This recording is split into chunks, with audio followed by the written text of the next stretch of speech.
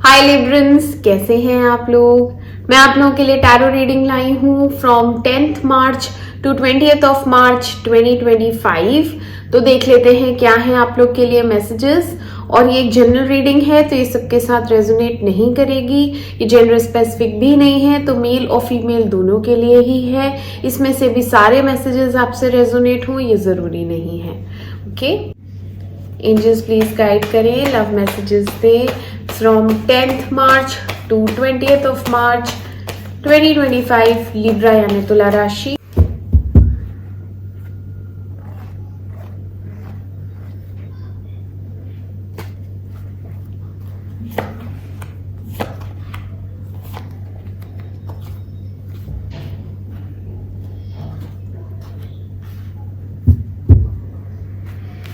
Seven of Pentacles,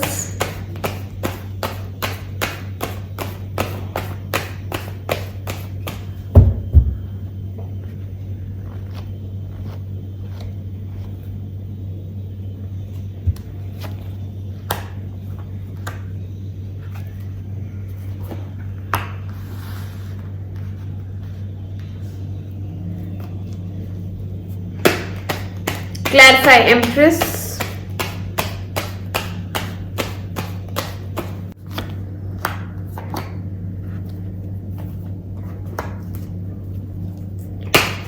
Clarify Seven of Cups,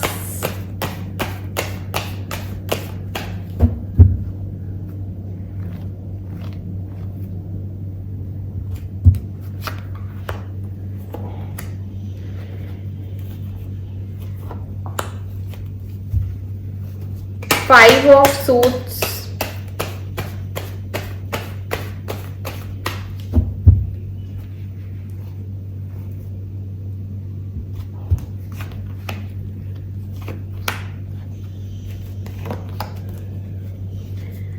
Six of Cups,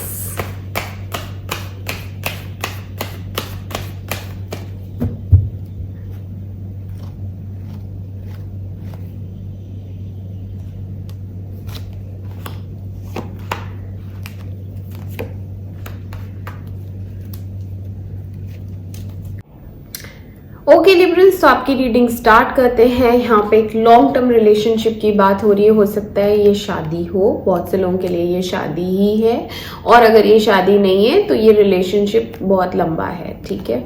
और इसमें आपको कोई अप्रिसिएशन नहीं मिलता है, और आप जितने एफर्ट्स डाल रहे हैं इस रिलेशनशिप में आपको उतना सामने वाले की तरफ से नहीं मिलता है, ठीक है। रिस्पॉन्ड भी नहीं करती है वो। जैसे कि अगर आप मैसेजेस कर रहे हैं, कॉल कर रहे हैं, तो बहुत घंटों बाद जवाब आता है, या फिर कॉल तो उठाया ही नहीं जाता है। कई बार ऐसा हुआ है कि आप लोगों ने कोई मीटिंग प्लान की है कि वहाँ चलते हैं या वहाँ मिलते हैं, तो वो भी एंड टाइम पे कैंसिल हो जाता है कि नहीं मैं नहीं आ सकती या मैं नहीं आ सकता। तो इस तरीके का बिहेवियर चल रहा है, और अब आप सीरियसली सोच रहे हैं इस रिलेशनशिप के बारे में, ये आगे चल भी पाएगा, क्योंकि अब आपको बदले में ऐसा लग रहा है कि ये इंसान बस ये रिश्ता ढो रहा है कहने के लिए, क्योंकि ये रिश्ता है। तो यहाँ पे एक नॉन नर्चरिंग एनर्जी आई है कि इसको कोई इंटरेस्ट नहीं है इस रिलेशनशिप में, और ये आपकी बिल्कुल वैल्यू भी नहीं कर रहा है। पर्सन आपको निग्लेक्ट कर रहा है या रही है, और आप बहुत सफोकेटेड फील करते हैं कभी कभी कि अपने मन की बात भी आप एक्सप्रेस नहीं कर पा रही हैं, किस दौर से गुजर रही हैं वो भी नहीं समझ में आ रहा, ये इंसान चाहता क्या है आपसे, इस रिलेशनशिप का क्या होगा। तो ये सारी चीज़ें आपके मन में रहती है, इसलिए आप रात को सो भी नहीं पाती हैं। और अगर ये शादी है तो फिर इस शादी में फिर आगे प्रोग्रेस कैसे होगी जब आप रिपेयर ही नहीं कर रहे हैं, चीज़ें डैमेज हो रही हैं, ख़राब हो रही हैं, लड़ाई झगड़े हो रहे हैं। तो ये इंसान एफर्ट्स भी नहीं डालता है कि हम चलो उन्हें रेक्टिफाई करें, ठीक करें, करेक्ट करें, कि आगे से चलो मैं ऐसा नहीं करूँगा, रूड बिहेवियर नहीं दिखाऊंगा, कड़वा नहीं बोलूँगा। ऐसा भी नहीं है। क्यों? क्योंकि इसके पास लग रहा है बहुत सारे ऑप्शंस अवेलेबल हैं, और ये बात शायद आपको पता चल गई है, क्योंकि कुछ तो क्लैरिटी मिली है आपको इस पर्सन के बारे में।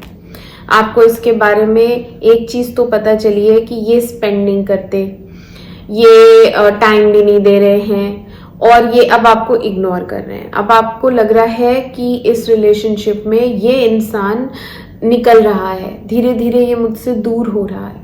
तो अब आपको क्या करना चाहिए, वही आप सोच सोच के ओवर थिंकिंग में जा रही हैं या जा रहे हैं, जिस वजह से रात को एंग्जाइटी हो रही है, प्रॉब्लम हो रही है सोने में। ठीक है लिब्रंस, ऐसा है। और अभी तो इस इंसान ने आपको ब्लॉक भी कर रखा है। यहाँ एक ब्लॉक्ड एनर्जी आई है, नो कॉन्टैक्ट सिचुएशन है, जिसमें इन्होंने चुपचाप ही आपको ब्लॉक किया है। हाँ, ब्लॉक कर दिया है।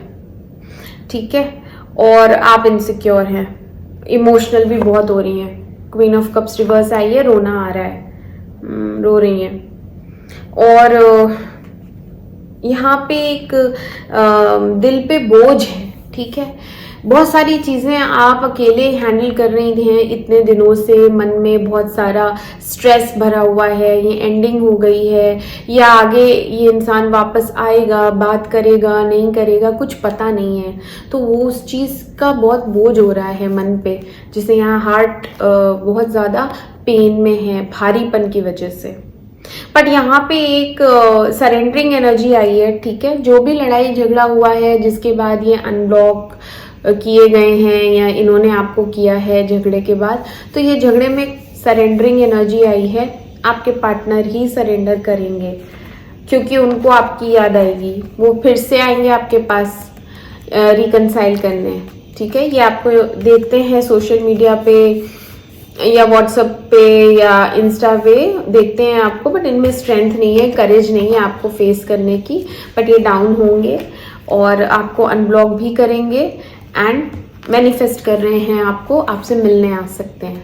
ठीक है, यहाँ मैजिशियन आया है, तो यहाँ पे चीज़ें कंट्रोल में लाएंगे और आपको हो सकता है कुछ प्रॉमिसेस करें, आपको मनाएं, आपसे बात करें। मैजिशियन आया है, तो ये अपनी बातों के जादू से आपको कन्विंस करेंगे या करेंगी। ठीक है, और आप पेन में हैं, आप बहुत पेन में हैं, आप भी किसी से डिस्कस करेंगी ये सिचुएशन। ठीक है, आपकी तरफ से वैसे पूरी तरह एंडिंग ही है, क्योंकि ये बहुत ही एक तरीके से इमेच्योर या चाइल्डिश बिहेवियर रहता है इसका। और अब आप इस पे ट्रस्ट नहीं कर रही हैं, क्योंकि इसके पास और ऑप्शंस भी हैं, आपको पता चला है। He is dealing with either 2 people, या फिर आपको छोड़ के किसी और के पास भी जा रहे हैं, आपको ये बात पता चली है किसी के थ्रू, हो सकता है। तो आप दुखी एनर्जी में रहेंगी। और उस पर्सन का ये है कि वो भी और तुम भी दोनों मिलके ही रहो, मतलब वो भी मैं मैनेज कर लूंगा या लूंगी और तुमको भी मैं मैनेज कर लूंगा। तो वो उनकी थिंकिंग ऐसी है। हो सकता है आप मैरिड हो, तो ऐसा हो सकता है कि ये ऐसा अफेयर है, एक्स्ट्रा मैरिटल हो सकता है, कुछ लोगों के लिए ऐसा है। और कुछ लोगों के लिए शादी में भी प्रॉब्लम्स चल रही हैं, शादी में भी अप्रिसिएशन नहीं है, शादी में भी आप ही एफर्ट्स डालती हैं, शादी में उतना प्यार आपको मिल नहीं रहा है जितना आप दे रही हैं अपने हस्बैंड या अपनी वाइफ को।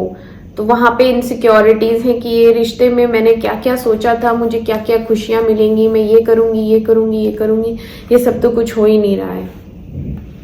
डिसअपॉइंटमेंट्स हैं शादी में, पैशन नहीं है बिल्कुल, निकलना चाहती हैं इस एनवायरनमेंट से लेकिन निकल नहीं पाती हैं, क्योंकि ये आपको रोक लेते हैं, क्योंकि ये बार बार झुक जाते हैं आपके सामने और आप रुक जाती हैं। बट अकेले इस रिलेशनशिप का बोझ ढोते ढोते आप थक गई हैं, बहुत ज़्यादा थक गई हैं, और अब आप विड्रॉ करके कहीं सेक्लूडेड प्लेस अकेले में रहना चाहती हैं, आपको कोई नहीं चाहिए।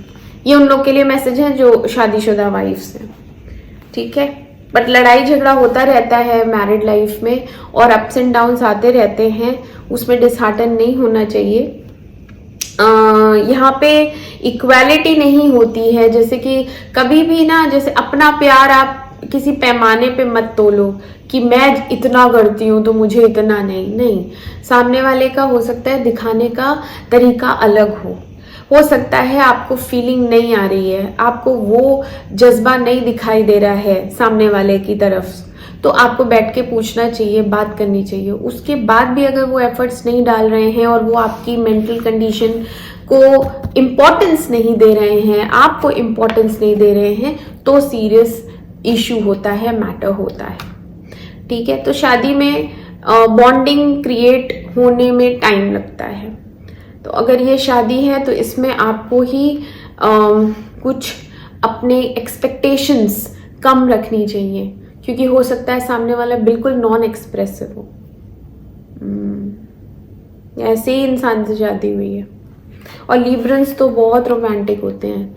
लिब्रन्स के तो गाने एक से एक, रील्स ऐसी ऐसी चुनते हैं कि सामने वाला एकदम वो हो जाता है, अरे कि कितना एक्सप्रेसिव इंसान है। तो लिब्रन्स एक्सप्रेसिव होते हैं, और लिब्रा राशि ही वीनस की है, तो उनसे ज़्यादा एक्सप्रेसिव कोई और राशि हो ही नहीं सकती।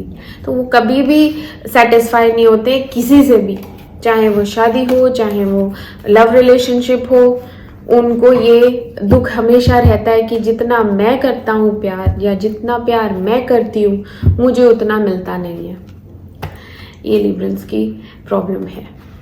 तो आपको इससे डील करना है, आपको सामने वाले को समझना है कि ये नासमझ है, इसे उतना एक्सप्रेस करना नहीं आता। अगर वो इंसान बहुत इम्पोर्टेंट है आपकी लाइफ में तो, नहीं तो फिर आप उससे मूव ऑन कर सकती हैं। लड़ाई झगड़े हो रहे हैं, बेमतलब की बातें हैं जिनमें आपको दुख हो रहा है, तो फिर आप आगे बढ़ सकती हैं, निकल सकती हैं, है ना लिब्रन्स। तो ये थे आप लोगों के लिए मैसेजेस। मैं मिलती हूँ आपसे आपकी अगली रीडिंग में। तब तक के लिए मेरे चैनल अमेजिंग टैरो को लाइक करें, सब्सक्राइब करें। Do take care of yourself. Bye bye.